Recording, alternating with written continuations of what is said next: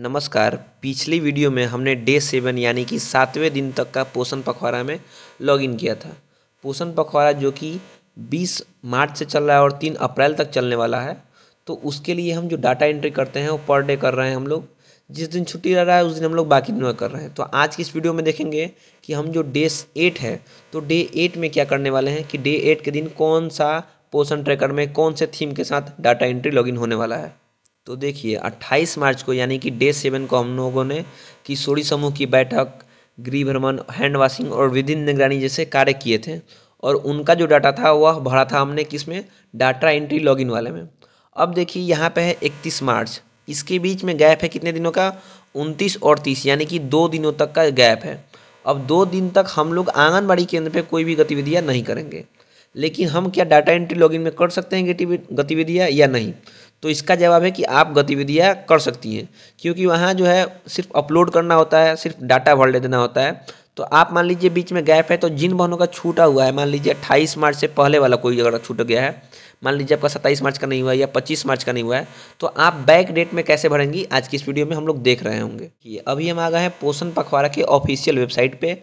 इस वेबसाइट में आप देखिए 1,48,54,718 गतिविधियाँ से भी ज़्यादा हो चुकी हैं। और इसमें देखिए आप लोग का गुजरात और बिहार, ये हम लोग का जो राज्य है बिहार, वो काफ़ी ज़्यादा मतलब आगे जा रहा है। आप लोग स्टेट परफॉर्मेंस में देखिए कि ये अब कितना ज़्यादा पोषण पखवाड़ा में ये ऊंचाइयों को छू रहा है। देखिए यहाँ पे बिहार का जो ग्राफ है वह काफ़ी ऊपर यानी कि 2 नंबर पे है।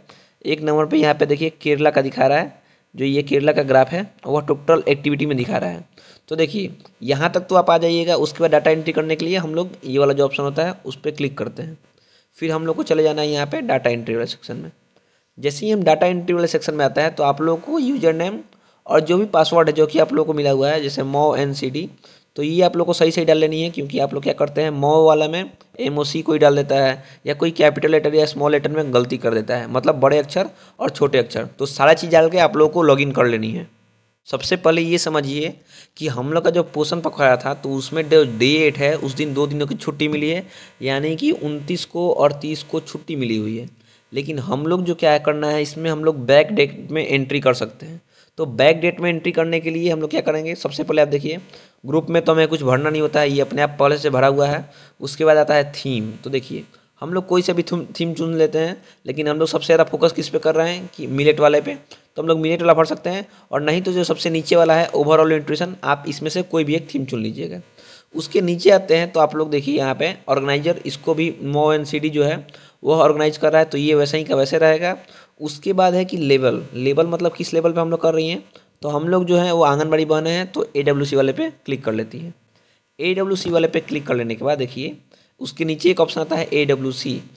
आप एक बात का हमेशा ध्यान रखिए कि जिस पे स्टार लगा हुआ है रेड पे, वह भरना आप लोगों के लिए अति आवश्यक है। तो यहाँ पे सेलेक्ट करके आप अपना केंद्र चुन लीजिएगा।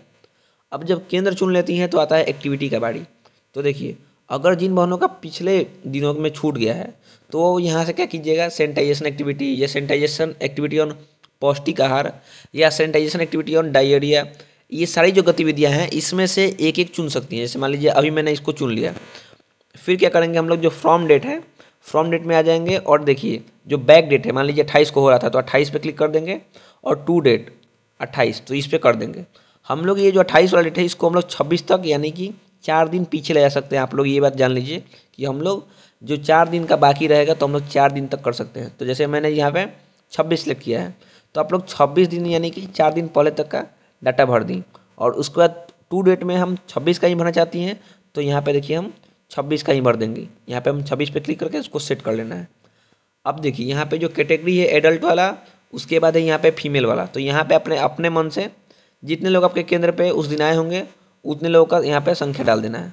संख्या डाल देने के बाद यहाँ पे देखिए अब बच्चों की संख्या है, तो बच्चों की भी जो संख्या है वह अपने अनुसार आप डाल दीजिएगा जितने आपके केंद्र पे बच्चे हैं। अब नीचे आके आप लोग को सबमिट कर देना है। अब एक बात आप हमेशा याद रखिए कि हम लोग क्या कर रहे हैं कि एक दिन में एक ही एक्टिविटी कर रही हैं या कोई सभी का 2 या 3 एक्टिविटी कर रही हैं। तो आप लोग देखिए आप लोग दिन में कम से कम 10 एक्टिविटी कीजिए, जिससे आप लोग का डाटा जो है मेंटेन हो रहेगा।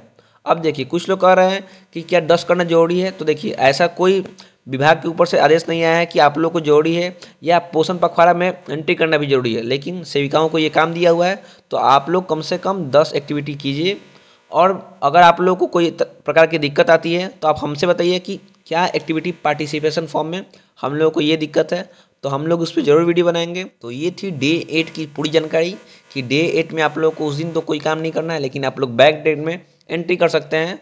और 29 और 30 को यानी कि 2 दिन तक ये जो है बंद रहेगा। आप लोग इसमें लॉगिन कर सकती हैं, इसमें आप लोग काम कीजिएगा, लेकिन जो आप लोग को केंद्र पे काम गतिविधि वाला है वह गतिविधि केंद्र पे नहीं होगी। तो ये थी पूरी जानकारी। उम्मीद करते हैं आपको वीडियो पसंद आई होगी तो एक लाइक कर दीजिएगा और नए हो तो चैनल से सब्सक्राइब करके चैनल से जुड़ भी जाइएगा। आप सभी का धन्यवाद।